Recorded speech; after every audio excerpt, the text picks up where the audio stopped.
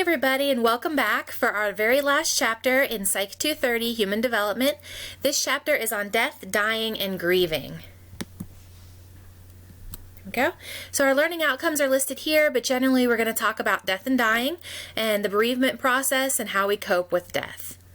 So if you ask people what makes a good death, how would you want to go? What makes a great death? People will often give you responses like this picture shown here. So family's close, not in any pain, they are cognizant. Many times people want to be at home rather than in a hospital or hooked to a lot of machines.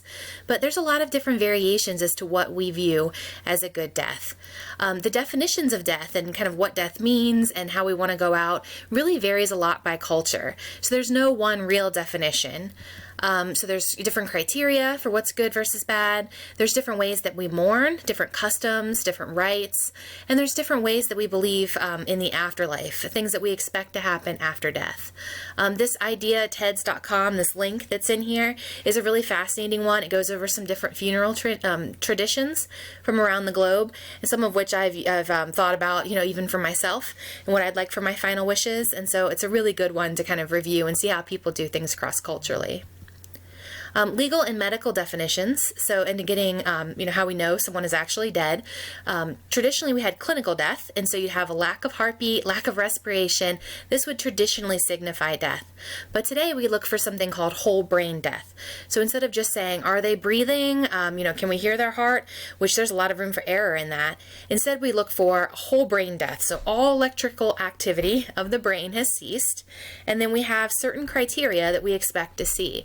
So this lists those criteria, but people should not be moving. This should take place over a longer period of time, not breathing for an hour. Lacking response to pain. So if you do like pinprick tests or pinching, people are not responding, not moving their eyes, and having this flat EEG, so we're not seeing brain activity. And then you want to give it some time, and there's no change to that. And so in that case, we would say someone has died. But this is not always very easy to tell. So the reason we need so many criteria is because it can be easy to not know for sure if someone is dead. So clinical death, that very simple definition of heartbeat and respiration, has a lot of room for error. And then things like persistent vegetative state lead to some issues where it can be difficult to tell, what quality of life someone has.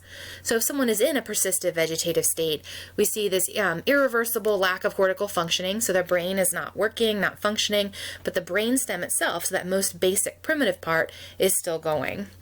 So they cannot be ruled dead because they still have this brainstem activity, but it's a lot of dilemma in this. So how much life are they really having? How much of the human is left? This is Terry Schiavo's picture down here. This was a really controversial case in the early 2000s. You can see her brain here, but she had an incident that was related to a medical condition that she had, and she went into this persistent vegetative state where she was for years. Eventually, it looked like her brain was just filled with fluid. She was making the same movements and sounds over and over again, but her parents and her husband really differed as to what they thought should happen with Terry. So her parents wanted her to continue to be fed on a feeding tube and to stay alive in this persistent vegetative state, where her husband said that he thought she wouldn't want to live in that way. That YouTube link goes through that case a little bit more. Another issue surrounding death is euthanasia. So with euthanasia, what we're seeing happen is kind of endlessly, it is endless death there, but painlessly ending the lives of someone. And so this, typically when we talk about euthanasia, it's somebody who's really suffering. So they have some kind of disease, disability, some kind of life-ending condition. This can be really controversial. So some people believe that we should have euthanasia.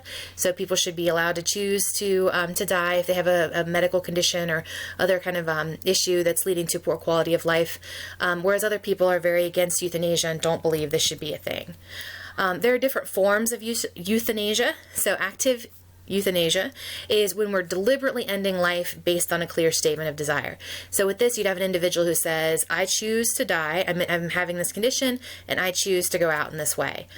Passively, though, you're kind of removing a treatment and letting that person die. So you're taking out the feeding tube, or you're removing the ventilator, and then you're just allowing them to die by not giving them life-saving treatment. So people differ on whether or not they feel these are appropriate, as well as their opinion on physician-assisted suicide. So with this, we have a physician who will prescribe a drug, and the person will self-administer that drug for the purpose of ending their life. This is not something that you can just go in and have a bad day and say, hey, doc, let me have some of that life-ending medication.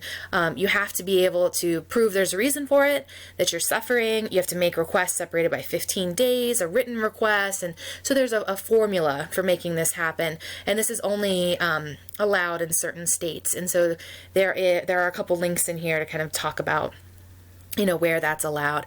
And the person here in the picture is Brittany Maynard. So she was somebody who had a brain tumor and came out in support of euthanasia. Dealing with our own death. So there's no single correct way to die. There's not a certain pattern that we all follow. There's not a certain way that you have to do death or that you have to experience this. Dying trajectories vary. So sometimes we'll have a terminal phase where you know that you're going to pass on from this life and you know it for a year or two. Other times people just die. So there's no real terminal phase. A lot of deaths are occurring in institutions or hospitals. So if you ask people where they would like to die, many say they would prefer their own home or setting like that. But in reality, many of us die more in hospitals or institutions. We really need better care for individuals who are dying. So death makes us all very uncomfortable. There's very few people who are totally comfortable with the topic of death and just want to talk about it all the time. Very, very few are that way. And so instead, we're often really afraid of it. We don't want to talk about it. We don't want to tell anybody our wishes. We don't want to interact with people who are dying. And so death in America can be lonely, prolonged, with all these interventions we do to try to keep people going, and oftentimes painful because of the interventions. So death is a hard thing. There are some links on that slide as well that you can peruse if you're interested. One of them is about Randy Pausch, the man who's here. He did a really excellent lecture called The Last Lecture when he was facing his own mortality. It was very, very interesting and funny, actually. But this kind of showing there's no real one way to die. Some people are immediately okay with it. Some people are depressed up until the minute they go. Some people are just angry. Kubler-Ross thought we went through specific stages. And so the stages are here. We have shock and denial, anger, depression, bargaining, acceptance. But really what we found is there's a lot of individual differences in this pattern. So we don't all go through the stages in the exact same way. Some people, they get a terminal diagnosis and they're like, well, had a good life. That's I'm ready to go. Other people never hit acceptance. So they have, maybe told 6 months to live and they're just angry the whole time and they never come to acceptance. They're just mad. So there's no guarantee we're going to move through. There's a lot of individual differences there. So a lot of us have what we psychologists refer to as death anxiety. So it's just this big fear about death. We know that we're all going to die. It permeates things. It's scary. So one group of theorists have a theory that they call terror management theory. And they say that we're so afraid of death that it's this pervasive fear that we all experience. And so not dying or, keeping ourselves going in some way is the primary motive for all the behavior that we do. So if you see somebody have kids, they'll say it's to avoid their diffuse anxiety about death, or if somebody gives back or gives a lot of their money away, it's just to help so they continue on after death and people remember them, and it helps to reduce their anxiety about death. Terror management theory also views older adults as threats. So they say that's why we might have things like ageism, where we're not interacting as much with older adults or actively discriminating against older adults. It's because they are a threat and they remind us that we are going to age and that we're going to have our own mortality. Death education, though, can really reduce fear. So if you have someone who is dying and you know that they're dying, or we're really all going to die, openly communicating about death is huge. So you can let people know, this is the scenario in which it's going to happen most likely. So if you've been diagnosed with cancer and you've given 6 months to live, someone who is a death educator can go through and say, this is the most likely way that death comes with this type of cancer.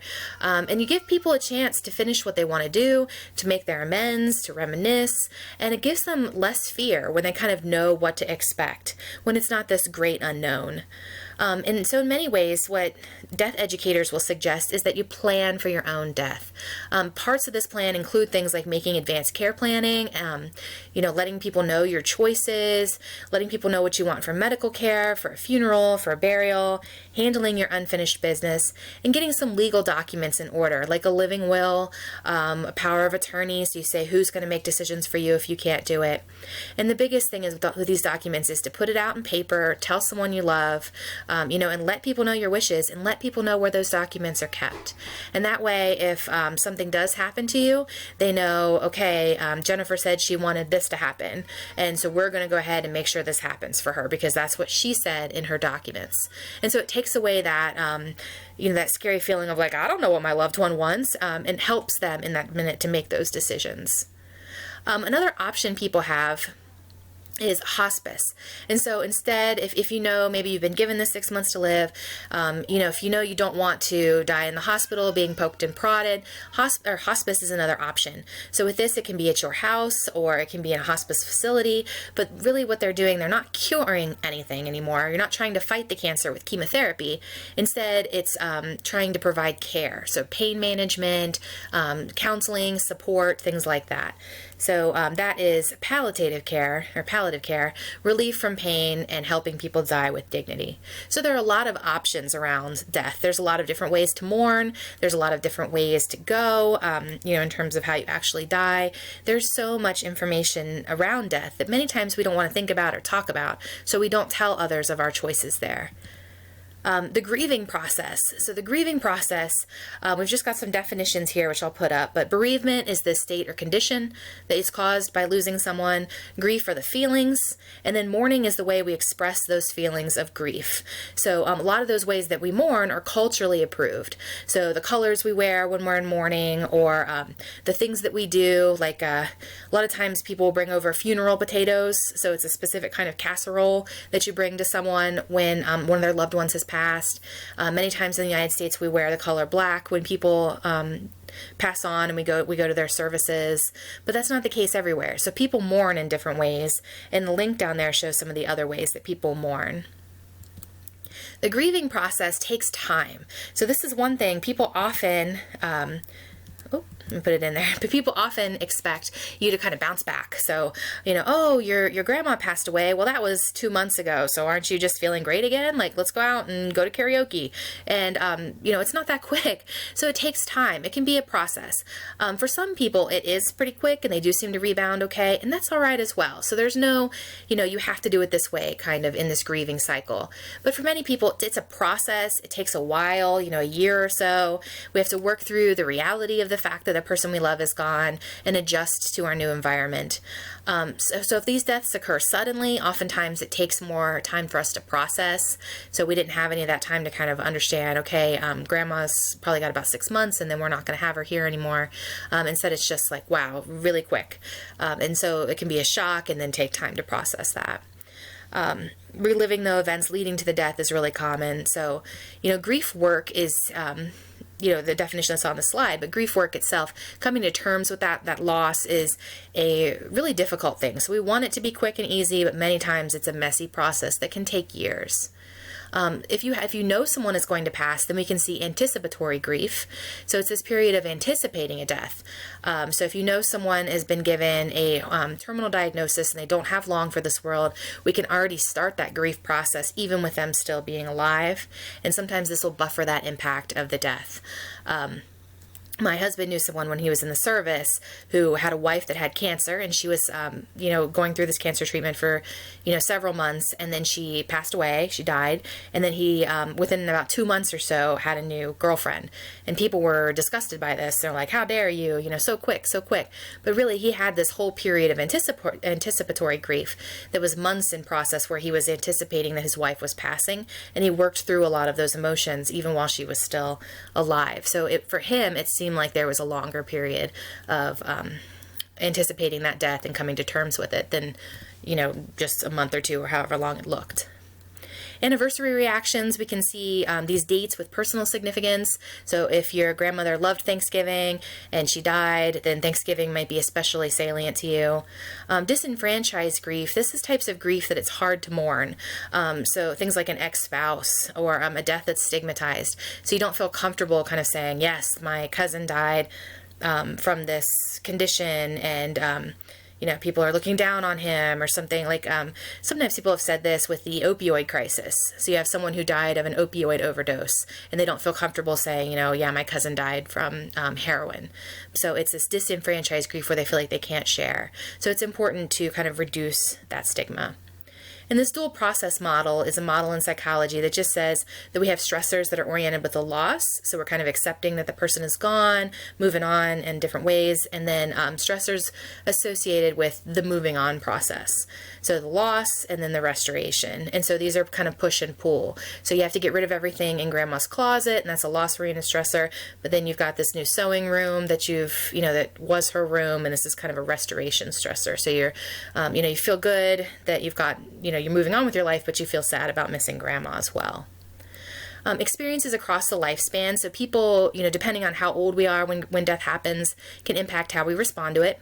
So for young children, they often believe that death is not permanent, that people can just come right back to life. Things like cartoons often will do that. You have Wile E. Coyote killing off the Roadrunner 50 times and then it comes right back.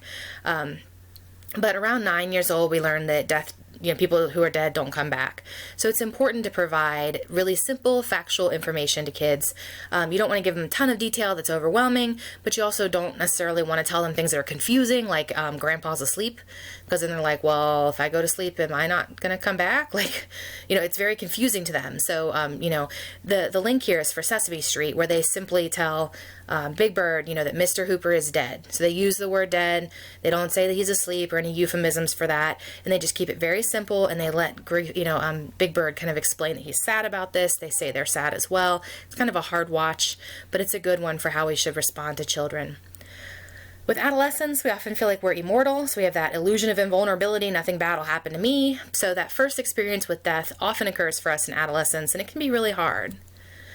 Young adulthood, if you're bereaved in young adulthood, your spouse dies, this can be really non-normative, doesn't happen very often, and very difficult. In middle age, this is interesting to me because they often fear death more than young adults, so they feel like that it's kind of coming for them a little bit more. Their parents might pass away, and they think, I'm the next one, I'm next in line, which can be hard. And older adults, so a lot of people think that older adults would be terrified of death because they're the ones closest to death.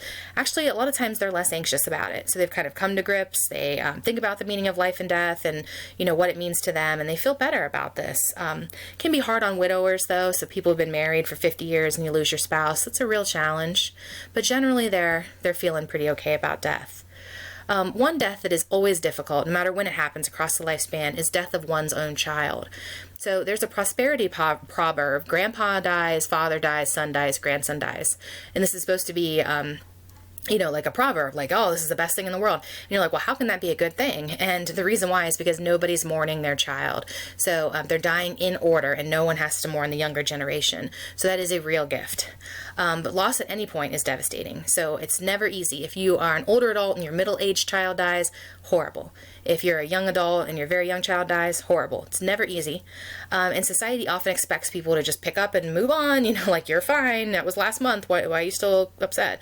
That's not reality. This is a messy process. Many people feel upset and sad forever, even though they are able to eventually cope and deal. It's still very stressful. And that moves us to the end. We've got some lovely comics there you can peruse, but that really moves us to the end. So I know it's not the most chipper topic to end on after we've been talking all semester about these different stages of the life, but we've done it. We've gone from womb to tomb.